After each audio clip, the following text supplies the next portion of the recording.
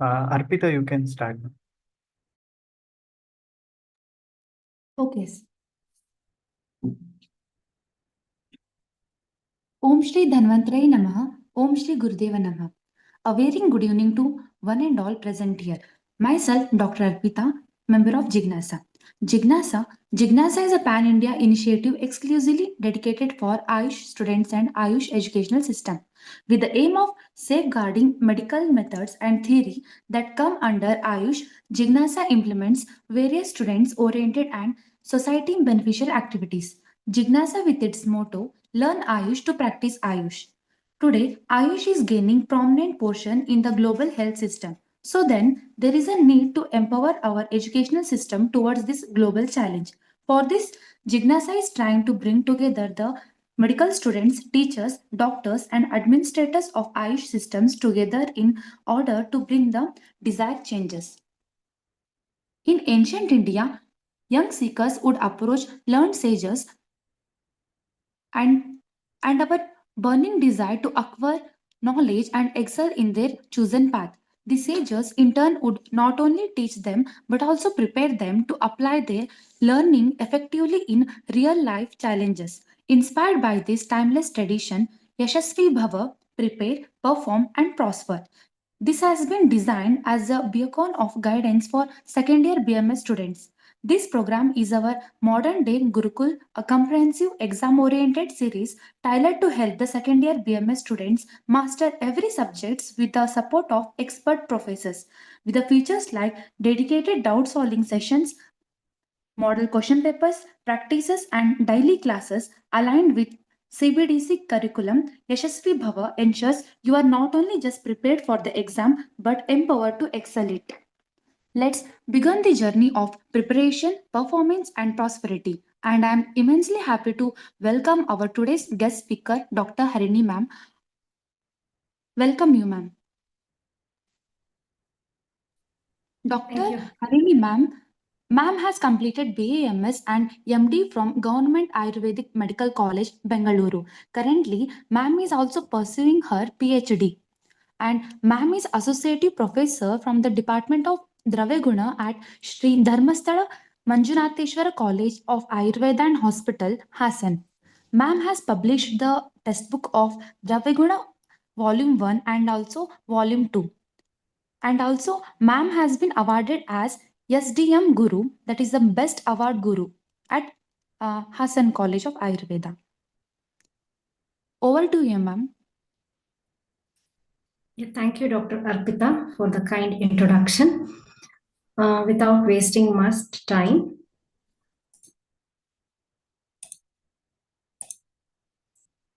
do let me know if it is screen is shared. Yes, ma'am. Is it in slideshow mode? Yes, ma'am. Okay, thank you. So, hello everyone, and welcome to this series of talks wherein you are made to prepare yourself well for the examinations and also for others who would like to study each subject in a different way so that you can excel well in your academics. Well, today's topic of discussion is on Dravyaguna Vijnana Part 2, which is basically dealing with applied Dravyaguna. So, before we move further into how we prepare ourselves for the exams, I just would like to show to you what is actually in the syllabus of paper 2 applied Dravyaguna. So as you can see here, this is a screenshot of the syllabus wherein we have very clearly defined that there is 3 different chapters, 23, 24, 25, which deals or comes under paper 2, that is applied Dravyaguna. And as you can also see the mark distribution of each of these chapter, where the chapter 23 carries 5 marks and the chapter 24 and 25 totally carries the rest of the 95 marks divided into 55 and 40. So it is very clear that you have just 3 chapters which you have to study for Dravyaguna paper 2. Fine, but you have 59 herbs in the 24th chapter, which would be discussed during your term 1, or the term 2. And in the second term of drug study, the next 38 herbs are discussed. So these are the 3 chapters which actually come under the applied Dravyaguna. Now, when you see the syllabus, we come across that the learning objective of these chapters is very important, because the questions are basically framed as per the learning objective of each of the chapters. So if you go through this syllabus, it is very clear that the first part, that is the Beshajavacharani, that is the 23rd chapter in your syllabus, is a must to know category. The level of learning is must to know. And similarly, in both the 24th and the 25th chapter, which basically deals with all the medicinal plants, the 38 and the other group of drugs, totally amounting to 97 herbs, these are the information which you have to study. When at the glance of this table, you may wonder, is there so many things to study? But don't worry, actually, there is nothing extra from the previous syllabus. It is the same points. So all these are again must to know. And these are the points which were already in previous syllabuses, and it has just been split into separate learning objectives. So there is nothing to worry. There is nothing extra that you are actually studying. It's almost the same thing. But for some herbs, there are certain things which could be extra, like the varieties, grahya, agrahya of some herbs, or there could be adulterants, specific adulterants, special substitutes for some plants. Or if it is a toxic plant like Vatsanaba, then you may find some toxic effects of the plants, and for which you will have to have a extra study of its toxic effects and the antidotes. And what is extra in this present syllabus is just 2 things. That is, patya apatya of the specific herb and research updates. So again, students, make a note of this, that the rest of the points are something which students have always been studying from earlier syllabuses as well. The only thing that has been added is the patya and patya. That too, every plant may not have a specific patya and apatya. There are only certain plants which have specificity. And research updates are a must to know for each of the herb. So that means to say, if you have to convert this entire learning objective table into simpler form, these are the points which we will be covering or studying. Starting with what is the useful part, the rasapanchaka of the respective used parts, the karma, agriya karma, dosha karma, and its important indications. Amayika prayoga, which includes everything. This is not something very new to us. So whenever we discuss Amaya Prayoga, you will tell whether you have to give it in the form of a Svasa, Kvata, in which dose you have to give. Are you adding any Anupana? Will you give it with Madhu, Gruta, or is it with Takra? And you will also tell whether are you applying this particular therapeutic use, Amayika Prayoga, or are you giving it internal? And you will also specify when are you giving it? Is it before food, after food, 3 times a day? So this is something which we have always discussed whenever we talk about Amayika Prayoga therapeutic use. So there is an addition of Patya for some specific plants. Next, phytoconstituents, formulations of different plants, then research updates. This is one which is added. And of course, the botanical name, family, the local names, some synonyms, very, very important for the herb, and the external morphology in brief. The last point, that is varieties, grahya, agrahya, adulterant substitutes, and toxic effects, is applicable for only some herbs. So probably for Amalaki, you will not be studying the toxic effects because it's not a toxic herb, it's not a Visha. But for Visha Dravya, you will have some specific other extra studies. So having understood what you actually have to study from our syllabus for each 23rd, 24th, and 25th point. Now let's see what is the marks distribution, and specifically what type of questions come from these 3 points for the paper 2. Now this is again a screenshot from the syllabus itself. So as you can see from this 23, 24, 25 chapter, there is 5 marks, 55 and 40 marks. And there is the MCQ, SAQ, and LAQ. I hope by this time you are aware that MCQ is multiple choice questions and short essay questions are your SAQs, and the long answer questions are your LAQs, having 10 marks and respectively. Now, recently you may have received a document from NCISM giving some changes regarding this blueprint.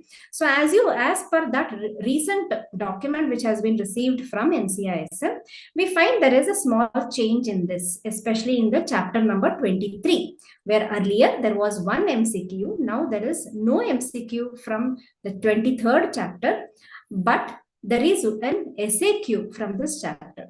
So students, you are aware that SAQ means 5 marks, and the total marks allotted for this chapter 23 Bheshajavacharaniya is 5 marks. So common sense tells me that there will be one question which will come from this chapter. So I hope this is clear. And as you can see, the rest of the table for both the term 2 and the term 3 herbs, you have 55 and 40 marks according respectively. But there will be questions on the MCQs, SAQs and LAQs. So all type of questions would come from these two groups of herbs. Now let's go to the detailed version of the blueprint, where the recent document has been very, very specific as to how many questions come from 24, 25. So as this table very clearly shows, first we are talking about the MCQs.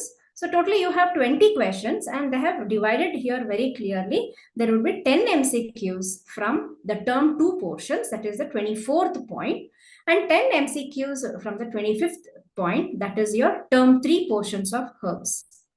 But please note that there are some herbs which are coming under the desirable to know category, and some herbs which come to the nice to know category.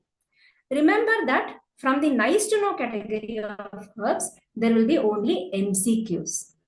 No SAQs and no LAQs will be asked from the nice to know category. But there is possibility of asking MCQs and short answer questions for desirable to know. There wouldn't be any long answer questions from the desirable to know. And of course, now this is obvious that the must to know herbs, you will have all the 3 categories of questions: MCQ, SAQ and LAQ. Now, when we see that MCQ has 10 from 24 and 25, remember we discussed in the earlier slides that there is only one SAQ from chapter number 23. Hence, the first question from chapter number 23 would be an SAQ. You will get only one question from the chapter Bheshajavacharaniya. Now, the rest of the questions, so totally you have 8 questions. One is now gone to Bheshajavacharaniya. You are left with 7 questions.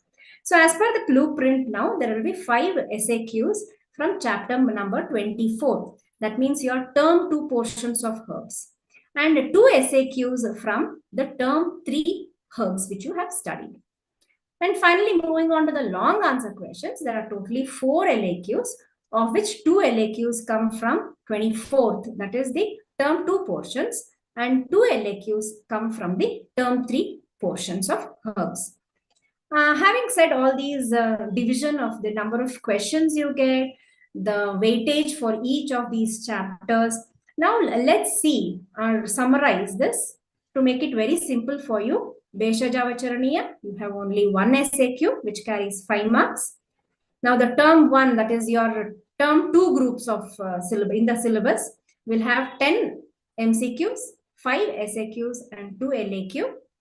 And the last term portions, this term 2 here, please don't get confused. It is a group of drugs here, not the term 3 or the term 3 portions. So there are 10 MCQs, 2 SAQs and 2 LAQs. Now, we now know what is the chapters we have, what is the level of learning we should be having as students, and also the blueprint. What are the questions which would come from these different chapters? Now, how do we go about it? Now, for any person, whether it's preparing for your exams or no, I still have another 1 year to prepare. I just want to get to know how to study the subject. This is the pattern you have to go about. First, study, revision, and now the exams are very coming close by. So how do I prepare prior to my exams and then the previous day? And then how do I handle on the day of the exam? So, but before I cover all these 4 points, let us understand to study. We should know what type of questions actually come to us so that we can study accordingly, and equip ourselves to answer the questions. So before I move on to how I study, I will be covering what are the probable questions which may come up for maybe MCQ, SAQ, or LAQ. We will go one by one. Now, first of all, the MCQ probable. Of course, I cannot give you a list of the MCQs. That would be very, very exhaustive. It would be as good as studying all the herbs. But all of you must be aware that MCQs are for 1 mark questions. Now, what could be the probable questions that may come? Now, these are the areas from which questions may be asked. Now, if you ask me which are the probable herbs they may choose, well, I really can't tell you which herbs. But there is one clue which is in your syllabus is you can get both from nice to know, desirable to know, and must to know. They have specified that there should be 3 questions from desirable to know and 2 questions from the nice to portions. So that means to say you have 5 questions very, very clearly specified. So if you use a little bit of your common sense, you can study accordingly. But these are the probable areas from which MCQs may be asked. Now, it could be from useful parts or rasapanchaka of some dravya, some agriya karma or specific karma. Those can be asked for MCQ, especially if they are tikshna dravya, they have a very specific dose, or for example, in visha dravya, where the dose is very, very important, then they can come up as MCQs. If there are certain herbs which have a very important phytoconstituent, then it can be a very good question for MCQ. Formulations with the ingredients. They may put across a formulation and ask you which is the main ingredient, pradhana dravya, or it could be vice versa. They may quote the formulation and ask which is the pradhana dravya in that. Or botanical name, family, and sometimes even vernacular names, English names may be chosen for an MCQ. Then, of course, synonyms itself can be asked as a question to ask probably used part. So they may ask, what is the used part of samanga? Or the useful part of samanga are. So samanga, you should know that it is the synonym for manjishta, and then give the answer as, root. So synonyms itself can be part of a question to ask another question. Similarly, external morphology, remember that they cannot ask you to describe the morphology of the entire plant, but a question can come on the habit, like the habit of vibhitaki is. So it would be like whether it's a climber, tree, a herb, or a shrub. That type of questions can come on external morphology. And finally, these are specific to only plants which have varieties. There are some grahya, agrahya specifically for the plant, like maybe like gugulu, chandana, rakta chandana, where there is specificity of the grahya and agrahya. And similarly, adulterants and substitutes, maybe Ashoka, Arjuna, which have very specific adulterants and substitutes. These can come up in the MCQ category of questions. Whatever said, remember that something should be unique about the herb, which will obviously come under the MCQ category. If it is not unique, then the paper setter will make the question still tricky and ask you an MCQ. So this is how MCQs have to be actually kept in mind so that you can study accordingly. Now, moving on to the next category of questions, that is the long answer questions, which is for 10 marks. So what are the probable type of questions which can come for the long essays? So I would suggest, if I am a paper setter, then the choice of questions would be something like this. Write botanical name, family, morphology, rasa panchaka, used parts of eranda and ashwagandha. Or a question could be, write in detail about guduchi. Now these two are long essay questions. You have a lot of information to write. Let's see how we will deal with this. You should first know what is the content so that you can study accordingly. We will see first question, that is write botanical name, family, morphology, rasa panchaka, used parts of 2 herbs. Now I have just given an example of eranda and ashwagandha. Anything can come up in your exam. Similarly, I have given an example of morphology, rasa panchaka, and used part. In the question, it can be phytoconstituents, it can be formulations, it can be amayika prayoga. But in this type of question, they will specify what needs to be answered. This is very, very simple. The answer would be very specific. You answer as per it has been asked. So now the evaluator, the one who is correcting your paper, will expect only these points. You need not write phytoconstituents. You need not write yogas, formulations, the Ayurveda prayoga, because they have not asked. You will be evaluated for what has been asked in the question. So this is a straightforward question and answer it accordingly to the point. So you have 2 plants here and the marks is 10. So now it is simple mathematics. If you divide, that means each herb carries 5 marks. And you can also see that there are 5 different aspects of that herb being asked. You have botanical name, family, morphology, rasa panchaka, and used part. 5 points, 5 marks, 2 herbs, 10 marks. Simple mathematics. So it's a very straightforward question, and if you give the right answer, the evaluator has to give you complete marks, provided the answers are right.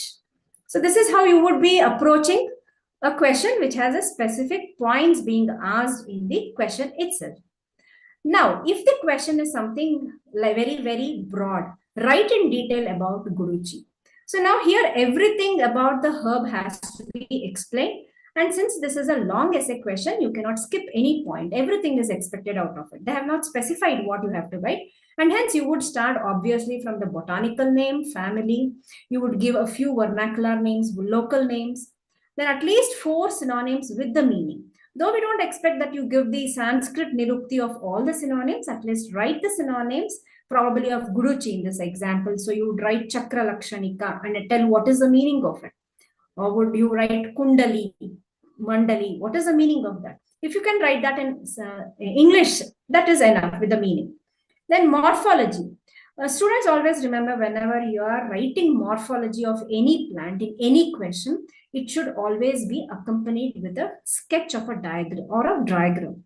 Now, sketch does not mean that you have to draw the entire tree, entire plant. It means you have to draw the sketch of a twig of that plant so that you can make out the leaf and its phyllotaxy. Okay, so morphology which should always be accompanied with a diagram. Then the parts used of Guruji, you will continue with Rasa Panchaka, Karma, indications. Dosha Karma is along with Karma, so I'm not specifying it separately. Then chemical composition. Now what additional you have here to add is the research update, which students weren't adding earlier. Then dose, therapeutic uses or amayika prayoga, then formulations. And in case if there is anything very specific to that plant, if it was a Vishadravya, or it has some specific varieties, or it has substituted adulterants, then do specify. Now, for in this example of Guruji, you do not have any Shodhana procedure because it's not a Vishadravya. But there could be varieties. There are varieties for Guruji. And there could be adulterants, especially for Guruji Sattva. So you can include these under the heading of the any others. Okay. So if it is a very broad question like this, you will have to write all the aspects in detail about the herb, since it is a long answer question. So as I said earlier, if it was the previous category, the question is very, very specific. You answer to the point. Now let's see the short answer question, the probable one. First, I would like to discuss for the first chapter, that is the 23rd chapter, which we know you will get one short answer question from this chapter. Now, what could be the probable type of questions? So I have here proposed 2 different type of questions. One is write about Beshajava Charaniya as per Ashtanga Sangraha, a very, very broad question. Second question which I propose is write about Aushadha Sevana Kala, which is actually a part which you can see in Beshajava Charaniya Adhyaya. Now, in case these 2 questions come up, or if there is anything else also, how do we answer? So I will just first go with the first one, that is write about Beshajava Charaniya as per Ashtanga Sangraha. So as you can see, this is a very, very huge content question, because it is like answering the entire chapter of Beshajava Charaniya in a 5-mark question. So it would be very, very, very, very big. So that you have to curtail yourself to answering specific to 5 marks, because even if you give the entire chapter, nobody will give you more than 5 marks. You will not be awarded 6 because you wrote excellent answer, you have all the points. They cannot award you 6 marks. So it is 5 marks. So you understand broad areas what is discussed in Beshaja Vacharane. You have Rogi Pariksha, you have Dosha Pariksha, Deha Desha Pariksha included under this chapter. Similarly, Aushadha Pariksha and Beshaja Sevana Kala. So these points can be summarized in brief, and you can write very important aspects about, for example, Beshaja Sevana Kala, you would specify what it means and which are the ones. You will not explain all of them because you cannot explain each of these Beshaja Sevana Kala or each of the parameters of Rogi Pariksha. You would be briefing on each one of them. Remember, it's a 5-mark question being asked. So this is a very vast question.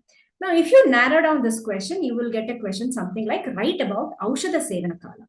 Now, this is very precise and you will have these points to answer. So first of all, you will define what is Aushadha Sevana Kala and then learn the shloka, give the shloka for that effective presentation, and then enlist each of the kala stated in the Aushadha Sevana Kala shloka. Explain what it means, what is abhakta, what is prabhakta, what is samudga. Then after explaining that, that is where these Aushadha Sevana Kala have been suggested. Or it could be sometimes some persons are the best Sevana Kala is for maybe Bala or Vruddha or Taruna or Balavan. These points can be specified under the condition or extra additional information on each of the Aushadha Sevana Kala. So this could be a 5-mark question or as a short answer question specifically on the chapter 23. Now let's see the other probable SAQs.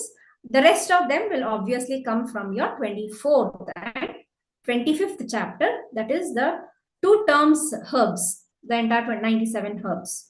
But always remember that you will not get any question from the nice to know, but there is always chance to get a desirable to know question in SAQs. And also you are aware earlier about the division of questions from the term 2 and the term 3 portions of herbs. Now let's see what are the probable areas from which questions can be asked. So as you know, in the first few slides I had shown you earlier, what you actually study on the herbs. So this is the major area which you study, and SAQs can come up from any of these. So there is no set and fast rule that only these has to be asked for short answer question. So probably how it can come, botanical name and family may be a part of the question, and that's the reason I have not enlisted here. So as you can see, I have started from synonyms, morphology can be asked, varieties, used parts, rasa panchaka, phytoconstituents, research update, karma, indication, therapeutic uses, vishishta yoga or shodhana procedures. Here I have not specified botanical and name and family because it could be a part of the question, and along with that they may ask morphology. Hence I have not specified in the first list. Next, any 2 points may be combined and asked, like morphology and guna karma of one drug. So as you can see, it's a 5-mark question, and if you have been asked 2 aspects of a plant, again common sense tells me that 2.5 marks go for morphology and 2.5 marks go for guna karma. So this is where you can see 2 different points of a single plant being asked. Or you can have morphology and amayika prayoga of one herb. Or there can be a question like, write about morphology of 2 herbs. Again, the aspect is only one, you're writing only morphology, but 2 herbs has been asked. So these are the ways in which questions may come up. Now let's see each one of them and how you should answer. Now, for example, you have 2 different aspects of a single herb being used. Write morphology and guna karma of gokshura. Now, I just give you an example of gokshura. It can be any herb. Okay. Of course, not from nice to know. Now, how would I answer? So it should come like this. Morphology is what is asked. So you would write the habit, whether it's a tree, shrub, herb, or a creeper or a climber. Then a brief description about the stem, brief about the leaf, inflorescence, flower, and fruit. And also you can specify the description about the used part. Now here, when I tell about the leaf, the stem, I'm not telling you that you have to write the dimensions, 2 centimeter, 3 centimeter, it grows for 5 feet, 5 meter. These need not be specified, but specify the shape of the leaf, whether it's a simple leaf or compound leaf. It has to be something which will refer to the sketch of the twig. It can be self-explanatory. Now, the second part of the question was the guna karma. So, guna karma, as you know, it is just not guna and karma. Guna karma refers to here rasa guna, virya, vipaka, dosha karma, and next karma, that is guna and karma. All these have to be very specific to the herb that is being asked. And karma, you can write around 3 to 4 karma for each herb that is being asked. But remember, again, I'm repeating, morphology should always come along with the sketch of a twig. Do not draw the entire tree. A sketch of the twig is more than enough. Now let's see another question. Now here you have morphology and amika prayoga of a plant, dadima. Again, morphology I have already earlier repeated. So it would include the morphological features, brief description with the sketch of a twig. The second aspect is amayika prayoga or therapeutic uses. So this is what you can write. Remember, you are having 2.5 marks for amayika prayoga and 2.5 for morphology. So considering that, at least specify any 2 or 3 conditions. So now, for example, if it's for dadima, you remember either the karma or the indications of the plant, and accordingly you have to write amika prayoga. So if you remember that it is Deepana Pachana or it is used in Agni-mandya can be one of the amika prayoga which you can write on. It can also be used in Atisara. Now you have 2 conditions. For this, if you have any other combination of herbs, if there are any that you have studied, you can write. Or else tell in which kalpana you would give. So you would specify for Agni-mandya, Dadima, Phalaswarasa, right? So that is the kalpana. In what dosage would you give? Maybe 10 ml. What is it internal? So you would give orally or internally. Do you want any anupana? Okay, I would want to add with salt, with Saindava Lavana. And how many times would you give? You would give it in 3 times, morning, afternoon, and in the evening, or 3 times or 2 times. So you specify in this way all the points in a sentence format for 3 or 2 conditions. Do not just write any formulations for Amika Prayoga. Formulations are yoga, or they are formulations. They cannot be therapeutic uses or Amika Prayoga. Do not write any. You cannot write Dadimashtaka Churna in Atisara for Ameka Prayoga. That's a formulation and you are giving the indication for that formulation. So that will be completely different aspect. Here you would have to specify the condition and tell how you would use it in this specified condition. Now let's see another type of question. Write Rasa Panchaka of 2 drugs useful in Atisara. 2 drugs you have to choose. The condition they have specified is Atisara. And what are you supposed to write of these 2 herbs? You have to write the Rasa Panchaka. Again, this is one example I am giving. Now this Rasa Panchaka can be removed and you can write morphology of 2 drugs useful in Atisara. So instead of Rasa Panchaka, you would be describing the morphology. But you should always remember you cannot write any 2 drugs. You have to write 2 drugs which are useful in Atisara. Let's see how you can make this answer. So you would have to choose any 2 herbs useful in the disease. Always choose drugs which are specific to that condition. Okay, you cannot tell some drugs you arbitrarily that it can also be used in Atisara. Okay, so there are some herbs where it's very specific. So you would choose probably Kutaja, wherein it is very specific in some type of Atisara, Musta, Ativisha. So the choice of herbs is also equally important, just not any 2 drugs, because that itself carries a lot of weightage. Second is optional botanical name and family. Remember whether you saw the previous question where there was right morphology and rasapanchaka of of a particular drug. There they did not ask botanical and family name and family. So it is optional if you write botanical name and family because they would not be expecting. But what is must is you should write the Sanskrit name and then write the rasapanchaka. Without writing the Sanskrit name, if you just write Rasa Guna Virya Vipaka or Prabhava, if that particular herb has, and Dosha Karma, without the Sanskrit name, how are we to understand? So first choose any two herbs, write the Sanskrit name. If you know botanical name family, do write it, or else you can skip it, but directly go to Rasa Panchaka.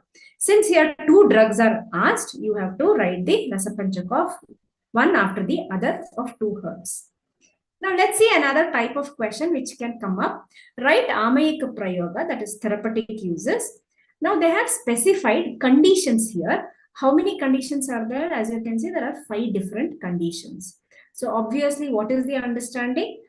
For each condition, the score is 1. So it has 1 mark for each of them. So very simple. You choose any best herb for that particular condition specified. Again, optional is botanical name and family, but must is Sanskrit name and Amayika Prayoga.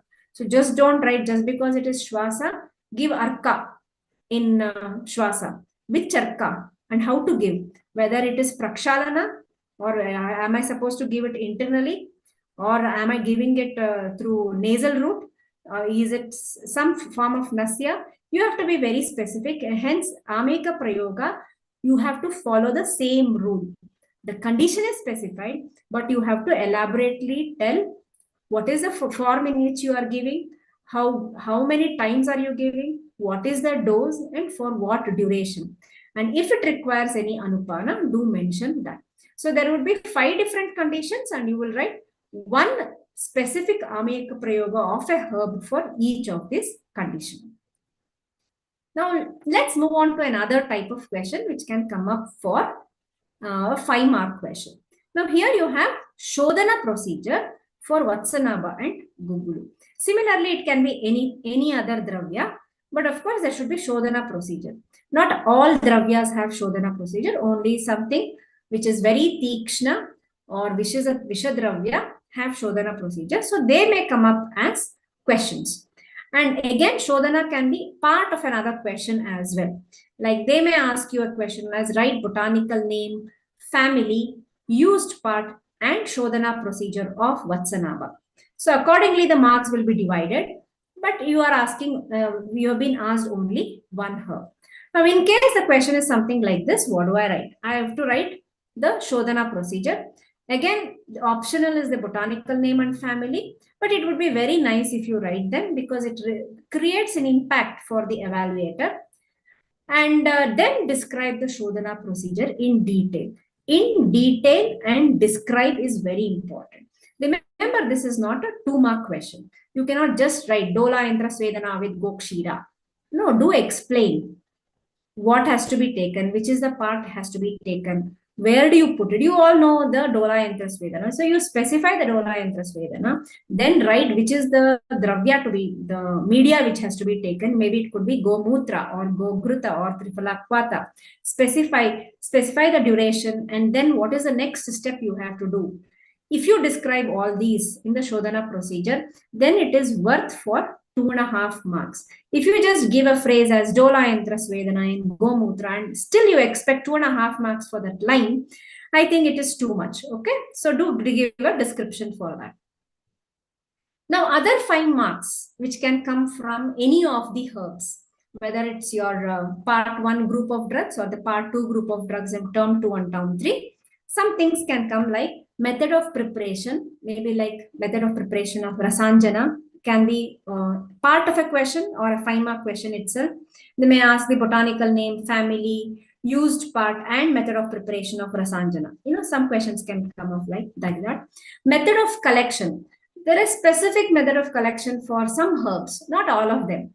Herbs like Madanaphala, or you have Gugulu, Hingu. Collection is very specific. In only such herbs or Aragvada, you may get a question, again, part of a question in the 5-mark questions.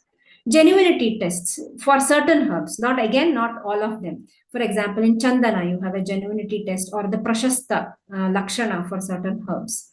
They can come up as 5-mark questions. They may not be individually a question, but could be a part of a 5-mark question.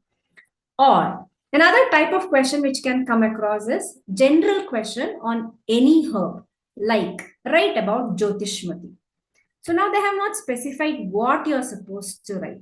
The earlier ones, they were specific. Write about Gunakarma, write about the morphology, or write about the Shodhana procedure.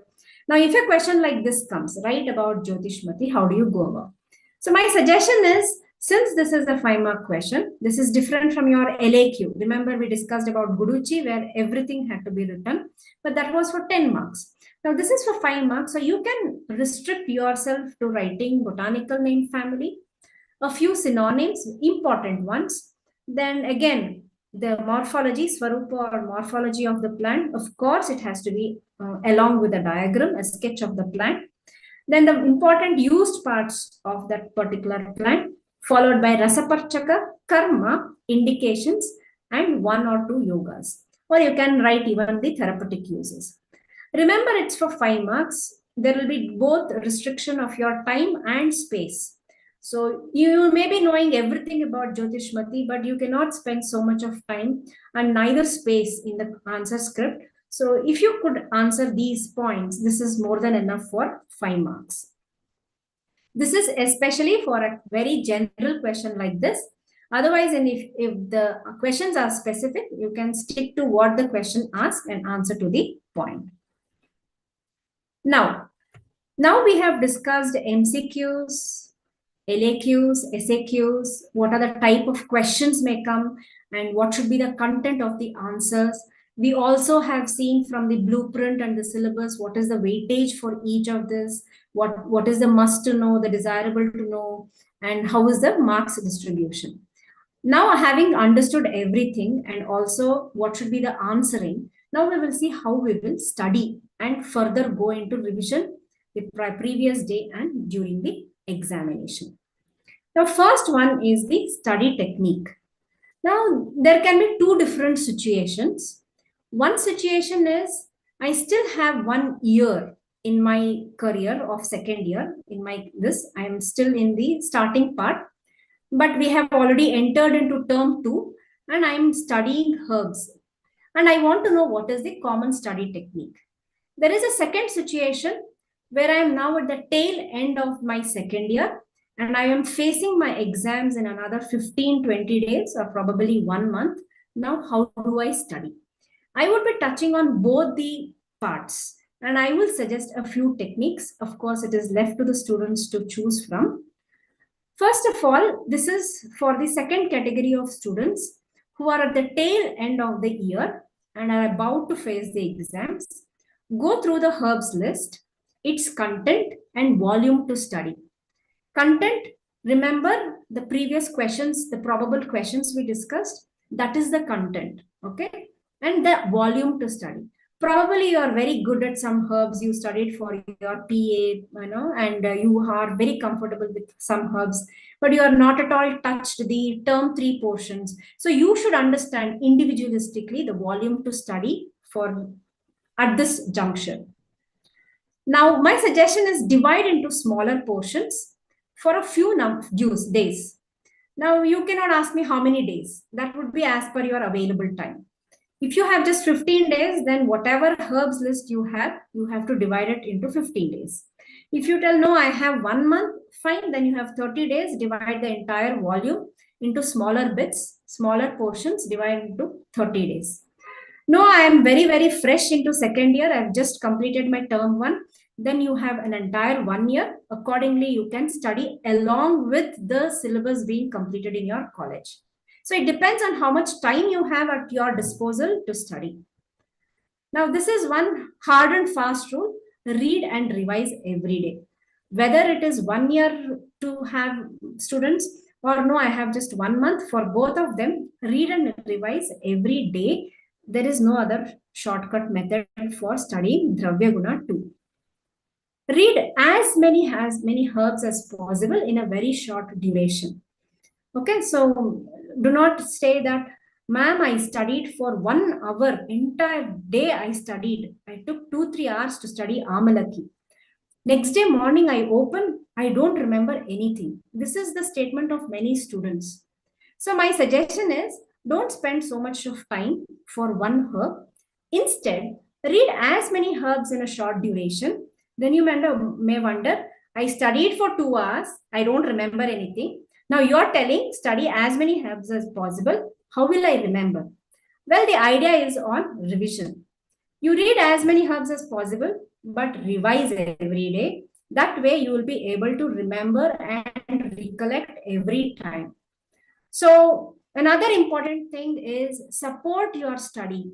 You may be reading at your home, at your hostel, but when you go back to your college, see the plants in the garden and see the raw material, raw drugs in your lab, department lab.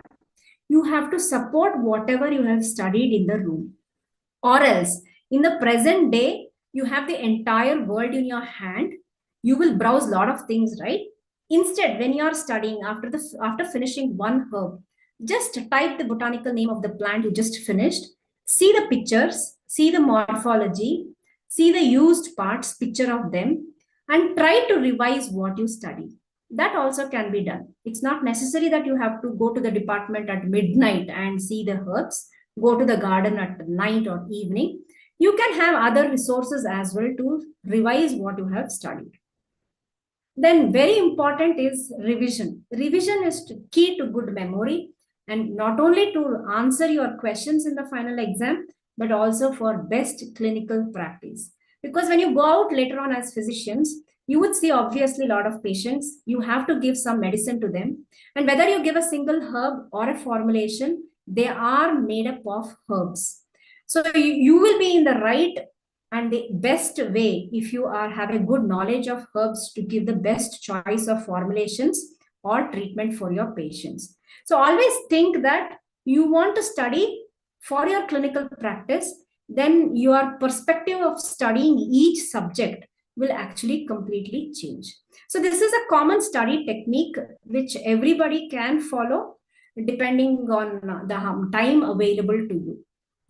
Now, this study technique, which I will be talking for another few minutes, is specifically for students who are, about to face their exams.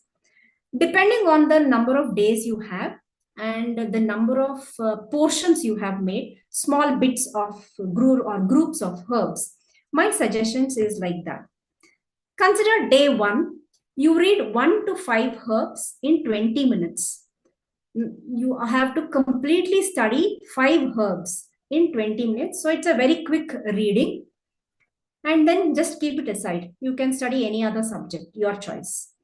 Day 2, again, you have a slot of 30 minutes of study for only DG2. Now revise the previous day's 5 herbs in 5 minutes as quickly as possible. You have to read through entire thing. Revise means does not mean only read botanical name family and go to the last one of Rasa Panchaka. No, you have to read everything. Remember, we discussed the content of the questions. That was the reason I covered that first. That is the volume and the content of the study you have to do. You have to revise everything. And then in the next 20 minutes, you will start a fresh 5 herbs to study for the day 2. That's it. Day 3, now you have already studied 10 herbs in the previous 2 days. So you do a quick revision of these 10 herbs in 10 minutes and then move on to study the next 5 herbs in 20 minutes. Okay. Now you will follow the same technique on the day 4, where you have a revision of 10 minutes followed by new herbs being studied in the next 20 minutes. You do the same way. Now, after you finish maybe 20, 25 herbs, my suggestion is do the revision on a different way. Maybe you can do it along with a very good friend, but I would suggest only one other person, not a huge group. Another person who is with whom you are compatible. Now, the revision can be based on family. So, you can ask your friend, enlist all the plants of a single family which you have studied in the last 25 drugs. Or you can give your friend a karma. and ask them to tell the herbs. Whenever they give the herbs, they just cannot give the answer of a herb. They have to explain the entire herb from botanical name till the end. So this is also another way of revising. This could be done as alone, one person, or another person with you, which would be also appropriate. Now, okay, fine, we finished. Now we have just 2 or 3 days for our finals, and on the previous day, how do I do? Well, continue to revise the herbs, but now you will not have time, as I gave of 30 minutes. You cannot read fresh herbs now. No five things which can happen. Now you have to revise the herb in groups. Again, groups mean it could be from family wise, it could be karma, it could be indications, it could be formulations. You can make any type of groups and you can revise the herbs. And then concentrate on the specific aspects of each herb. As I said, sometimes, Shodhana procedure could be important. In some herbs, dose could be important. So obviously, Vishadravya or Tikshna Dravya, Vacha, you should be aware of the dose. But for some, dose may not be very, very important. Phytoconstants could be important. So when you take a group of drugs, finish revising only phytoconstants of all the herbs. This is something which you can do just a few days prior to your final examination. Yeah, as based on synonyms can be revised, or karma can be revised, indications of all herbs, or prayoga or all herbs. So you would be very specific to a particular aspect as per the questions we saw. That is very also useful. Now, another point, on the day of the exam, while you are writing the exam, these are some suggestions which I would like to give. Answer to the point, especially this happens with Dravyaguna 2. Whatever is asked, that is what we expect. We do not, as evaluators, we don't expect anything else. So answer to the point. Even if you write the description of the entire plant when only morphology is asked, we will not give you any extra marks. Okay, we will be evaluating only for the morphology. Legible handwriting, though I don't expect that your writing should be like a print. It should be, readable. I know, legible. That is what is called legible. Yeah, one person should be able to read it. And use a very good dark pen so that it is legible and visible. And a neat presentation. Presentation and handwriting are two different things. You can have a very beautiful handwriting and yet have a very bad presentation. So answering in the form of points or highlighting the important points, that is presentation. Writing neatly is, handwriting. Then managing time. This actually is not very important with DG2 because many of the questions are very specific. You will have enough time to write all the questions. But either way, remember to have an idea of what is the time, how many questions have I completed, and manage time effectively. Then in case your answer scripts have allocated places, now you have to write the LAQs here only, then answer at that allocated place. Do not panic, use common sense and answer the questions. And do not skip any question. Try to answer each one of them with the relevant answers as asked by the particular specific question. Finally, I would like to end this discussion with a very common some statements or frequently asked questions about the subject Dravyaguna 2, that is applied Dravyaguna. DG is difficult. Many of you, even now if I ask DG is difficult, or if you ask your seniors, many will tell. DG will not be difficult if you give a regular study for herbs and study Dravyaguna in relation to clinical practice. It gives a complete different perspective and you will start enjoying it. And once you start enjoying it, it will not be difficult. So anything you enjoy actually becomes an easy task. Second statement which many students give is DG is volatile. Why volatile, you tell? See, I can't recollect what I studied yesterday. Yesterday I spent 2-3 hours studying DG2. Today I don't remember anything. This is a statement. Well, if you have started studying for the exams in this way, then this is very, very normal. Okay. So as I have earlier told, revision is very important so that you can revise as many times so that you can remember and recollect. The other statement which students give is all plants look similar. How to learn identification. Well, plants cannot look similar.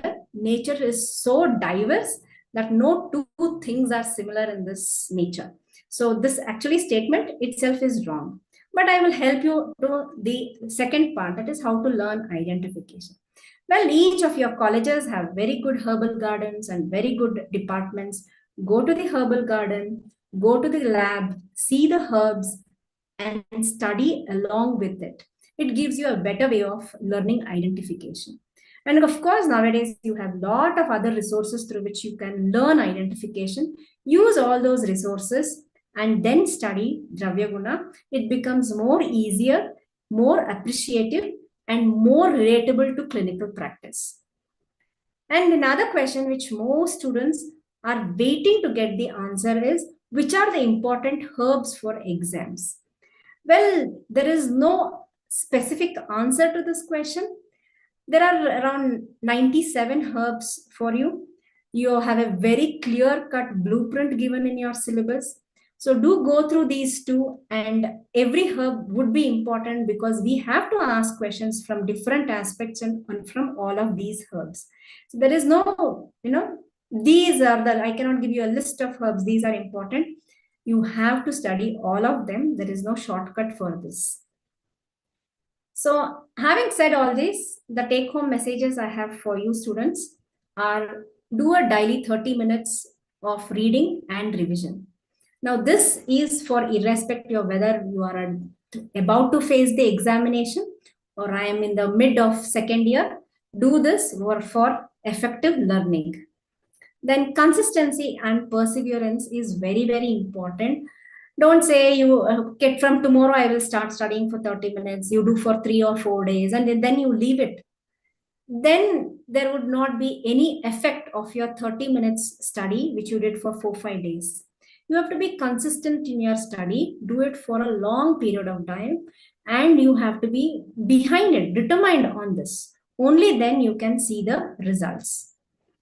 And read all aspects of the herb. Do not see that I will read only botanical name family. I will just read the synonyms. No, any question can be asked. Any aspect of the herb can be asked as a question. So you have to study the herb as a whole.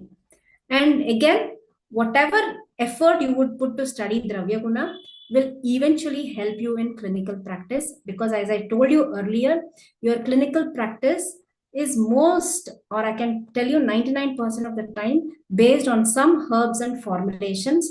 So understanding these herbs and how they act, where you have to give, will surely help you in better clinical practice. And hence, I would complete my talk saying this. You may have seen, this lot type of valleys. Now that is cut by a river. So a river cuts through rock, not because of its power. It does not have power. Water does not have power at all, but because of its persistence. And it can come in large amount of pressure and force, wherein you can actually see its power.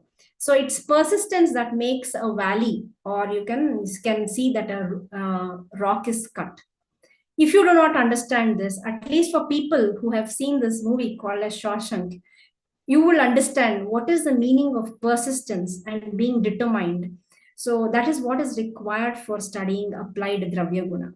You require a very good persistent in your revision. Thank you and all the best for all of you. And also thanks to the organizers for giving me this opportunity. Thanks, Jignasa.